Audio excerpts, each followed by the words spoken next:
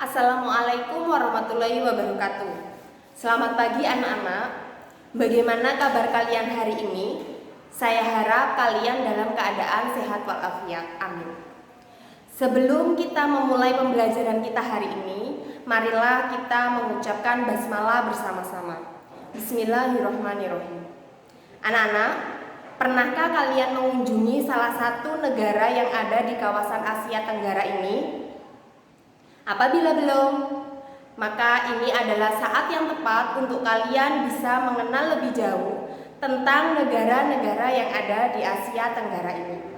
Siapkan alat tulis kalian, sehingga apabila ada informasi penting bisa kalian catat. Baik, silakan menyimak video pembelajaran ini. Baik anak-anak, mari kita mulai pembahasan kita yang pertama tentang interaksi antar ruang negara-negara ASEAN, di mana kita akan membahas 3 poin, yaitu mengenal wilayah Asia Tenggara, karakteristik negara-negara ASEAN, beserta potensi sumber daya alam dan sumber daya manusia negara-negara ASEAN. Ini adalah peta dari Asia Tenggara. Poin pertama yaitu mengenal Asia Tenggara. Asia Tenggara merupakan kawasan yang terletak di sebelah tenggara benua Asia.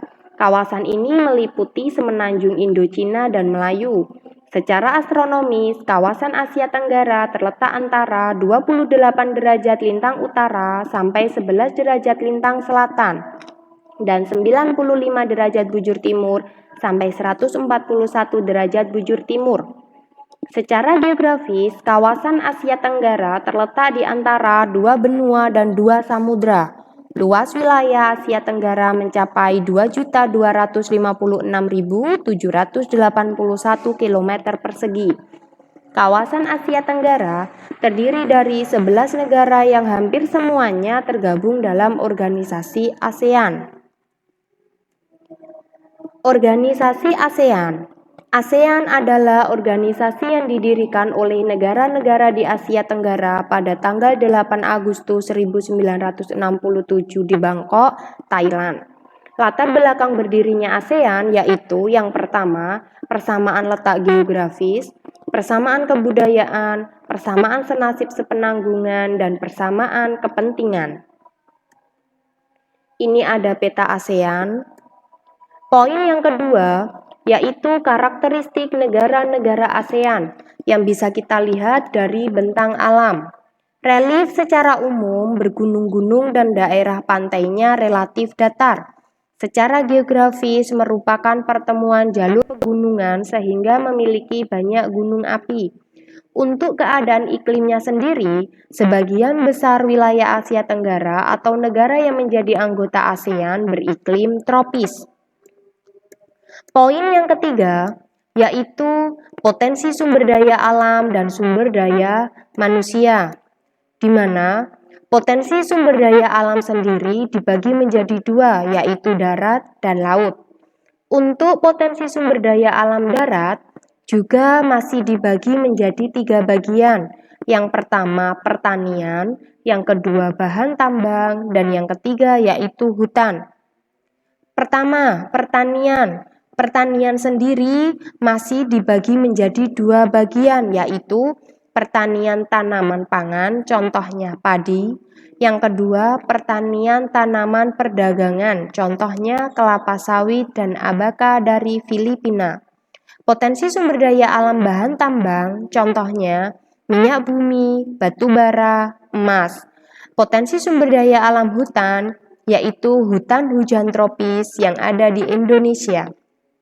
Sedangkan untuk potensi sumber daya alam kelautan bisa digunakan sebagai sumber bahan tambang di dasar laut, sumber bahan baku pembuatan garam, transportasi, dan tempat wisata. Potensi sumber daya manusia. Jumlah penduduk negara-negara ASEAN pada tahun 2020, negara Indonesia menempati urutan pertama dengan jumlah penduduk sekitar 270 juta jiwa, Filipina 100 juta jiwa, Vietnam 90 juta jiwa, Thailand 60 juta jiwa, Myanmar 50 juta jiwa, Malaysia 30 juta jiwa, Kamboja 16 juta jiwa, Laos 7 juta jiwa, Singapura 5 juta jiwa, Timor Leste 1 juta jiwa, dan yang terakhir yaitu Brunei Darussalam dengan jumlah penduduk 437.479 jiwa. Komposisi penduduk berdasarkan agama dan suku. Yang pertama, Indonesia. Agama yang dianut oleh penduduk Indonesia mayoritas Islam. Sedangkan suku yang ada di Indonesia ini sangat banyak sekali, yaitu antara lain Jawa, Sunda, Melayu, Batak, Madura, Betawi, Minangkabau, Bugis, Banten, Banjar, Bali, Aceh, Dayak, Sasak, dan yang terakhir yaitu Tionghoa. Untuk Malaysia, agama yang dianut oleh penduduk Malaysia antara lain Islam, Buddha, Konghucu, Hindu, Kristiani. Suku yang ada di Malaysia sendiri ada Melayu, Tiongkok, India. Sedangkan penduduk asli Malaysia adalah orang Sakai. Singapura. Agama yang dianut oleh penduduk Singapura antara lain Buddha, Konghucu, Islam, Kristen, Tao, Hindu. Sebagian besar penduduknya keturunan Tiongkok, Melayu, India, Pakistan, Sri Lanka, dan Bangladesh. Thailand. Agama yang dianut oleh penduduk Thailand antara lain Buddha, Islam, Kristen, sedangkan suku yang ada di Thailand ada suku Thai dan Myanmar. Filipina. Penduduk Filipina mayoritas beragama Katolik, Protestan, Islam, Buddha. Populasi penduduk Filipina mayoritas keturunan bangsa Eropa, Melayu. Myanmar, agama penduduk Myanmar meliputi Buddha, Kristen, Islam, Hindu, kepercayaan suku Myanmar. Kelompok terbesar penduduknya adalah etnis Burma yang keturunan dari Tibet, Burma. Suku lain antara lain ada Shan, Karen, Rakhine, Tionghoa, dan India. Laos. Agama penduduk Laos meliputi Buddha, Kristen, kepercayaan Laos. Suku penduduk Laos antara lain Lao, Thai, Meu, Yao, Mon, Mer, Tiongkok. Kamboja. Agama penduduk Kamboja meliputi mayoritas Buddha yang disusul dengan Islam, sedangkan suku penduduk Kamboja adalah etnis Cham, Melayu. Vietnam. Agama penduduk Vietnam meliputi mayoritas Buddha, sedangkan agama lainnya Katolik Roma, Protestan, Islam, Taoisme, dan animisme. Penduduk Vietnam adalah orang Vietnam. Brunei Darussalam. Agama penduduk Brunei Darussalam mayoritas Islam, Buddha, Kristen. Suku penduduknya adalah suku Melayu, Tionghoa. Timor Leste. Agama penduduk mayoritas Katolik, Islam, Protestan, Hindu, dan sisanya Buddha. Suku penduduknya adalah suku Melayu. Berdasarkan komposisi penduduk, berdasarkan agama dan suku, maka bisa kita simpulkan bahwasannya negara yang ada di kawasan Asia Tenggara atau negara-negara ASEAN memiliki persamaan suku. Ada suku Melayu, Tionghoa, dan Tiongkok. Untuk selanjutnya, mengenai budaya negara-negara ASEAN.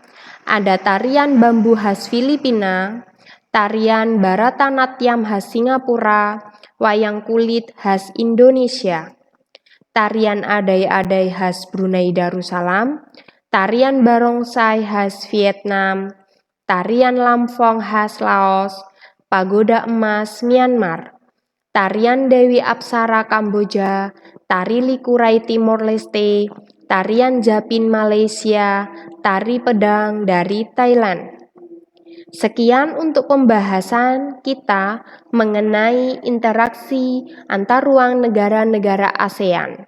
Untuk melatih kemampuan kalian, kalian bisa mengerjakan 2 soal yang sudah ditampilkan pada layar. Selamat mengerjakan. Demikianlah anak-anak pembahasan kita hari ini mengenai mengenal wilayah Asia Tenggara. Semoga apa yang saya sampaikan ini bisa bermanfaat untuk kalian ke depannya. Untuk info yang lebih dalam lagi, bisa kalian pelajari atau bisa kalian baca di buku paket kalian masing-masing. Ingat, tetap jaga jarak, jaga kesehatan, dan jangan lupa cuci tangan dan memakai masker. Terima kasih atas waktu yang sudah kalian berikan. Kita jumpa lagi di pertemuan yang akan datang. Wassalamualaikum warahmatullahi wabarakatuh.